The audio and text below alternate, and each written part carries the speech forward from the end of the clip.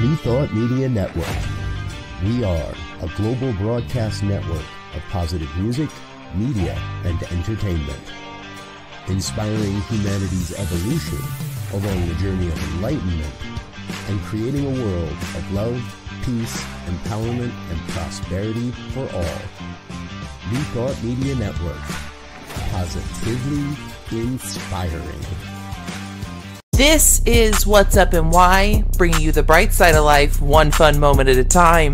Brought to you by the New Thought Media Network. Give a set of applause emojis in the chat for your co-hosts, Rev Casey Taylor and Be Lovely. Clap for us. Yay! Hi, everybody. Welcome to another episode of What's Up and Why. I am Be Lovely. And I am Reverend Casey Taylor. I use they, them pronouns. I realize, Be Lovely, you don't use your pronouns. So tell us, what pronouns do you use?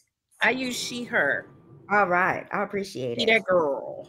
She that girl. I'm with it. That girl that's at the spa today, as you guys can see. Like, it does look like, no, it does not look like jail wardrobe, but you know, I'm not my dressed up usual self because I was feeling very, very drained. I was feeling like I was about to be burnt out, and it's been very, very taxing, both at work and my personal life. And I said to myself, you know what? After work today, I'm going to take myself to the spa. So that's what I did. And, you know, I spent some time like in a little hot jacuzzi. I did a couple of like the mud room, the salt room and stuff, doing some meditation, fell asleep in one of the rooms and stuff. And I'm just going to spend the whole day here just focusing on pouring back into myself because my cup was starting to get empty, and Be Lovely cannot be her, you know, beautiful, happy, joyous self, spreading love and positivity to everybody with an empty cup. I'm with it. Good for you for recognizing it, for not taking, you know, that experience of operating when your energy has depleted isn't good for anybody. So just gifting yourself the drive and relaxation. I've never been in a mudroom before. I've literally, like, as you're saying this, I'm thinking I need to get on this. On Friday, Friday was the day before our United Life Center for Spiritual Living had our 70th anniversary and my installation ceremony. And Fridays are, thank you so much. Congrats.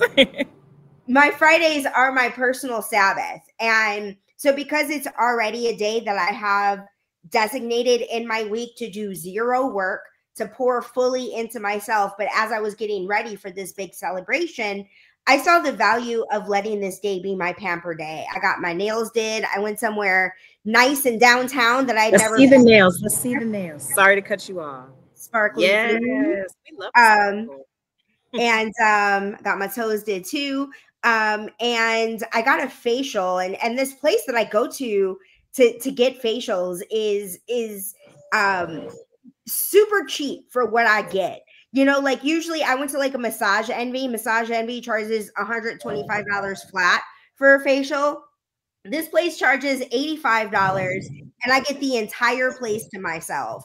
And it's just like, you know, it's just very specific to me. They make recommendations, like keep track of what I got going on with my skin. And just having the whole spot to myself. It's Black owned, and the woman who owns it always like comes out and gives me a big old hug. They had oat creamer when I went. So like when I go and get coffee, I've been a vegan for a year now. And I think of like when I'm getting coffee in public, just like at a regular spa place, you know, they're not going to have any creamer for me, but lo and behold, it's my girl. And she got that dairy-free creamer for me. So it's just like, I get this like very luxurious experience, but saying all this to say, I ain't never been to a mud room. So that on my list. It's not what you think. It's not like mud is everywhere. It's like this one was a yellow mud room, and like the mud is like in the walls, and it's supposed to have like healing properties and help extract the toxins out of your body and everything, and encourage relaxation, which it absolutely did. But yeah, I would definitely suggest that. And thank you for reminding me that I need to go ahead and schedule my massage, because I bought a massage on Groupon like 2 weeks ago and I've been meaning to schedule it, but life has been life, and I've been taking care of every single thing except for me. So that's going to be my next thing, scheduling my massage, and I'm well overdue for a facial. Have you ever gone to a chiropractor? Actually, now that I'm thinking about all these, different wellness treatments. Not ever. Yoga and me are besties, and that's what I'm gonna do. I haven't heard anything good from chiropractors, from people who have like actual problems. Like if I had actual problems, it'd be a different kind of situation. I'm grateful that my back and my body are very good to me, so much so that I am able to move freely and comfortable, and I don't live a life of pain. So like, I'm not speaking to people who have pain, but people who I know who haven't had pain and gone to a chiropractor, what they say is that it's one of those things you have to keep going. Like, once you get that adjustment, you got to keep getting that adjustment. So I'm not doing it. I'm not doing it unless I have to. I've heard that, and I've been curious about it. But then when I see the videos, I also think, wow, I think I will be scared, and I will probably jump last minute. And then next thing you know, well, I'm not even going to speak that over myself, but that's why I have not gone to do any chiropractic.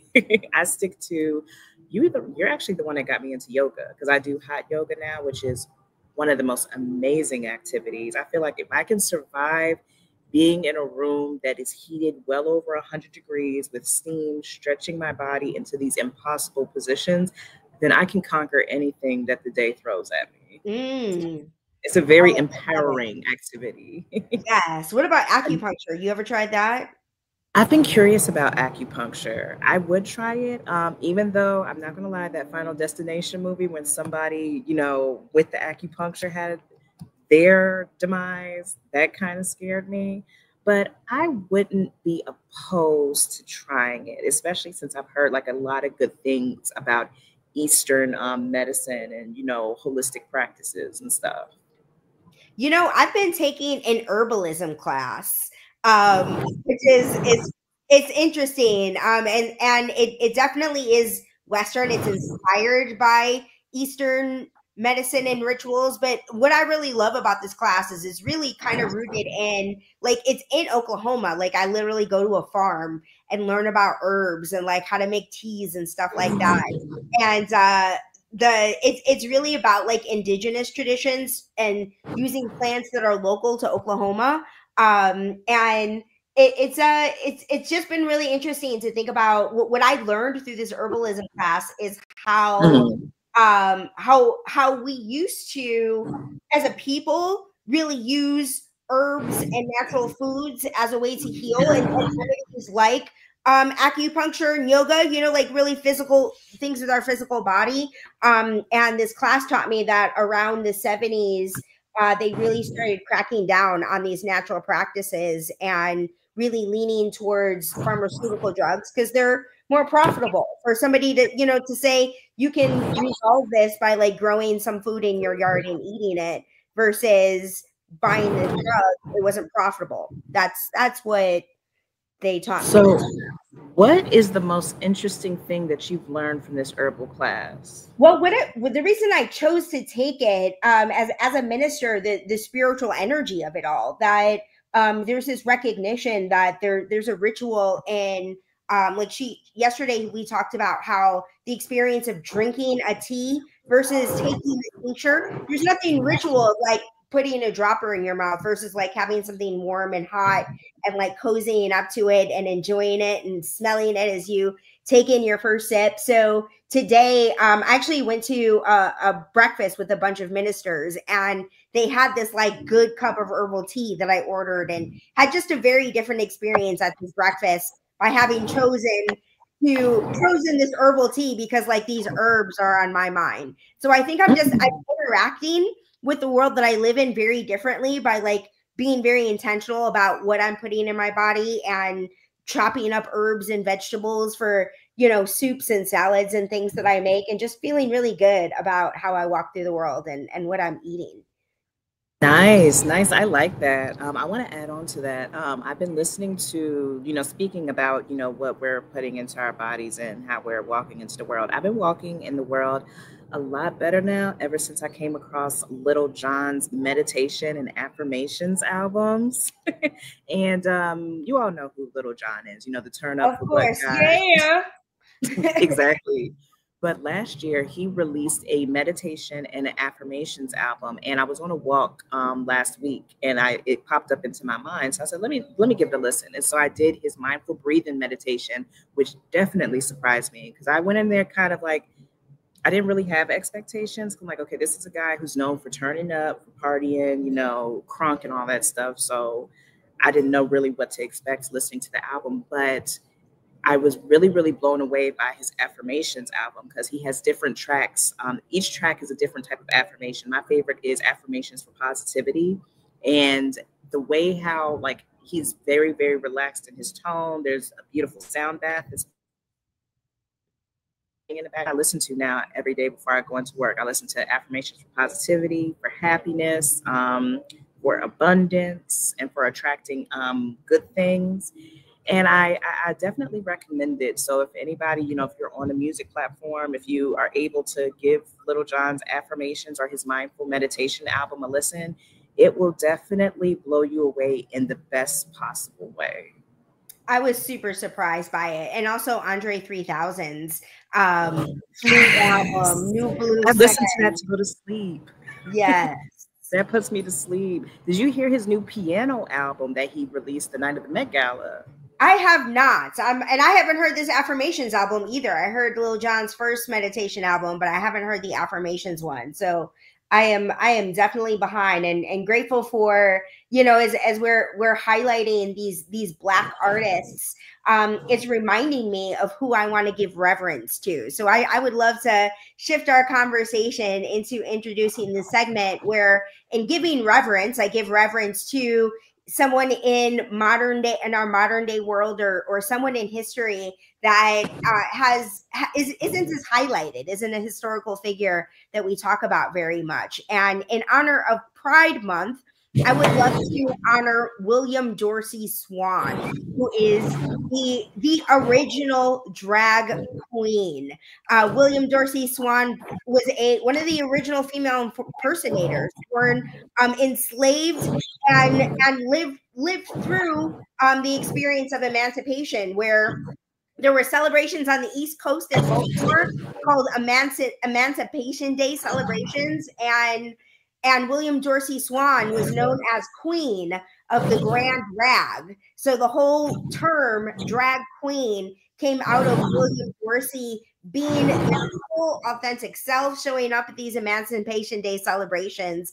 And, when I think of all of the drag shows that I've been to, never heard of William Dorsey Swann before.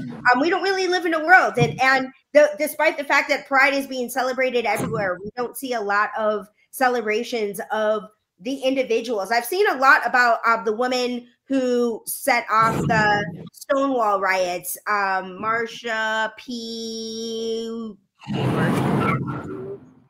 I don't know. It's going to come up. I'm going to come up with it. Marsha. I'm just going to Google it. Marsha P. Johnson. Who was the person who started the Stonewall riots, who said to the police, we're not going to take this anymore. But William Dorsey Swann, I never heard of. So William Dorsey Swann is who I am giving reverence to in this episode. Yes, amazing story. And if you guys have time, I definitely highly suggest that you look up and learn more about William Dorsey Swann. And I love this part of the show where you give reverence to, give flowers to and shine a light on the people that a lot of us really haven't heard of, because, this isn't something that was taught in schools. It's not something that's like very mainstream and everything. But shout out to William Dorsey Swann, who was unapologetically themselves, who lived their life out loud, authentically themselves. And going from that, I want us to go into our next segment, Do Better Blues. This is a segment where I spotlight something that I've seen that was very concerning or bothering to me in the news, and have us to have a moment of introspection to look at ourselves. So recently, on the same topic as Pride, one of the voice actors from King of the Hill, which is actually being brought back, was recently killed in a homophobic attack. Jonathan Joss, if you're not familiar, He played the role of John Redcorn, who was an Indigenous person on King of the Hill. Jonathan Joss was also an Indigenous person in real life. He and his husband, their home was recently burnt down in San Antonio. I believe that their house was burnt down. I don't know if it was, I'm not even going to give any speculation for why, because I can't confirm it. Their home was recently burnt down. They went back to the home to collect mail from the home. And when they had arrived to the property, the first thing that they saw right in front of the mailbox, somebody had put the remains of their dog, which was still in its harness, by the mailbox. And both of them started being very emotional because the husband of Jonathan Joss, he made a statement online saying what had happened in the aftermath of this attack. So they were grieving, not just the loss of their dog, the loss of their home. And one of their neighbors, the husband says they have been victims of homophobic attacks recently from their neighbors. And one of the neighbors had saw them while they were in this state of mourning and started yelling homophobic slurs at them. And then it got to the point where this neighbor pulled out a gun and Jonathan Joss pushed his husband out the way. And John Joss was shot and ultimately died from his injuries. So our producer, Clarissa, if you could please put up a picture of Jonathan Joss, that if you have it, thank you. That's Jonathan Joss, and that's the character that he played, John Redcorn. I want to just have a moment of silence and give a rest in peace to Jonathan Joss really quickly before I get into my read. So this story, it really, really bothered me because violence in this life is not something new. Through history, we have always heard and seen, people being killed, people being hurt, but it's just, when is it going to come to a point where we are accepting of everyone despite our differences? Yes, I understand that we are different and that people live different lifestyles than us, but I am a firm believer that at the core of every single human, we are all the same. We all fundamentally want to be loved, cared for, and to have a positive experience while we are here on earth. And it's just something that I can't really fathom or understand, why there would be so much hatred in a person's heart to want to cause harm to somebody else just because they are different. I feel like our differences is what makes us all uniquely special and what helps us to bring, different, unique, creative stuff to the human experience on this life. And I just want us all to, look inside and check any inherited biases, prejudices, any bigotry that is inside of us, and check that and wonder, why does that bother me so much? Is this going to affect the way that I'm able to live my life? Is this going to affect my health? Is this going to affect the way how I make money? How is somebody else living their life affecting you to the point where you hate them so much that you want to cause them harm? And another thing I want to leave us with is, see something, say something. An injustice to one of us is an injustice to all of us. If you see someone who is being a bigot, who is being hateful to someone else in your vicinity, call them out on it. Just like the bully on the playground, bullies thrive when nobody calls them out on their stuff or stands up to them. We need to start standing up to these bullies. People should be allowed to live their lives as long as they're not hurting anybody. People should be allowed to live their lives the way how they want to. We should be able to be authentically ourselves. We should not have to feel like we need to shrink ourselves or hide ourselves or be ashamed because of who we are. Because who we are, we're all different. Everybody is different. Nobody is the same. And it's our differences that makes us amazing. So see something, say something, check your bias and your bigotry at the door. Rev KC Taylor, is there anything you want to add to it? Like what you're talking about with self-awareness is really reminding me of what I was going to introduce in our next segment, which is making peace with your inner shit talker. That I truly believe that the reasons that we choose fear over faith, that we choose not to say something when we see something, is our inner shit talker is leading us in the direction of safety. And in reality, our inner wisdom always knows the way. So the purpose of this 90-day program that is intended to be intuitively led means that I'm moving through the program at my own pace. And I've been on day 22 for the longest. And there's this song. It was written by Karen Drucker. The original song is called Morning Prayer by Karen Drucker. And it opens with the line, I will surrender to my greatest, highest good. I will release any fear that comes my way. With every step I take is